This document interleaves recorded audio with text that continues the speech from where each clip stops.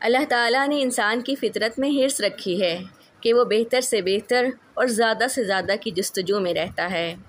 یہی وہ ملکہ ہے جو ترقی اور عروج کی شاہراہ کو رواں دوا رکھتا ہے۔ اگر انسان پر دنیا کی حرص غالب ہو جائے تو یقین کریں وہ ایک معاشی جانور کا روپ دھار لیتا ہے، اور اگر اسی انسان پر نیکی کی حرص اجاگر ہو جائے تو بندہ اللہ تعالیٰ کے قرب و ولایت میں وہ مقام حاصل کر لیتا ہے کہ فرشتے بھی دیکھتے رہ جاتے ہیں۔ اب ہم میں سے کون شخص ہے کہ جس میں حرص نہ ہو؟ بس ضرورت اس بات کی ہے کہ ہم اس حرص والی ملکہ اور صلاحیت کا رخ نیکیوں کی طرف کر لیں، اور اللہ تعالیٰ کی توفیق سے جس چھوٹی اور بڑی نیکی کرنے کا جب کبھی موقع ملے وہ نیکی کر گزریں۔ کتابوں میں بڑا پیارا واقعہ لکھا ہے کہ ایک مرتبہ امام ابو داؤد رحمۃ اللہ علیہ کسی دریائی سفر میں تھے کہ کشتی کچھ وقت کے لیے ساحل پر ٹھہری۔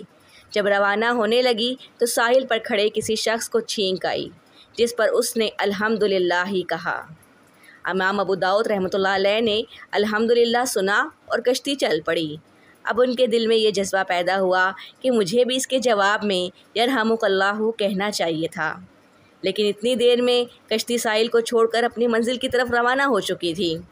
امام صاحب نے فوراً 3 درہم میں ایک چھوٹی کشتی کرائے پر لی اور ساحل پر واپس تشریف لائے اور اس شخص کو یرحمک اللہ کہا اور واپس اپنی کشتی پر سوار ہو گئے۔ یہ نیکی کی حرص تھی، یہ نیکی کی حرص تھی۔ رات کو سوئے تو خواب میں کسی نے بشارت دی کہ اے ابو داؤد، آج تم نے 3 درہم کے بدلے جنت خرید لی۔ دیکھیے ہم اپنی غفلت یا ناعلمی کی وجہ سے کتنی نیکیوں سے محروم رہ جاتے ہیں نا۔ جب آدمی اپنے دل و دماغ پر نیکی کی حرص غالب کر لیتا ہے تو نصرت خداوندی قدم قدم پر خود دستگیری فرماتی ہے، اور آدمی چند لمحوں میں بے شمار نیکیاں کما لیتا ہے۔ قرآن و حدیث میں بے شمار آسان اعمال بتائے گئے ہیں جن کے کرنے پر نہ تو کوئی رقم خرچ ہوتی ہے نہ کوئی تکلف کرنا پڑتا ہے۔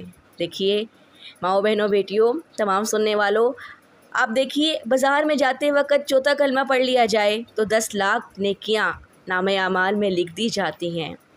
ایک حدیث میں فرمایا گیا کہ جو شخص بستر پر لیٹے ہوئے صرف 3 مرتبہ استغفر اللہ الذی لا الہ الا هو الحی القیوم واتوب الیہ پڑھے تو اللہ تعالیٰ اس کے تمام صغیرہ گناہ معاف فرما دیں گے، اگرچہ وہ سمندر کی جھاگ کے برابر یا ریت کے ذرات کے برابر یا درختوں کے برابر یا درختوں کے پتوں کے برابر یا ریت کے ذروں کے برابر ہوں۔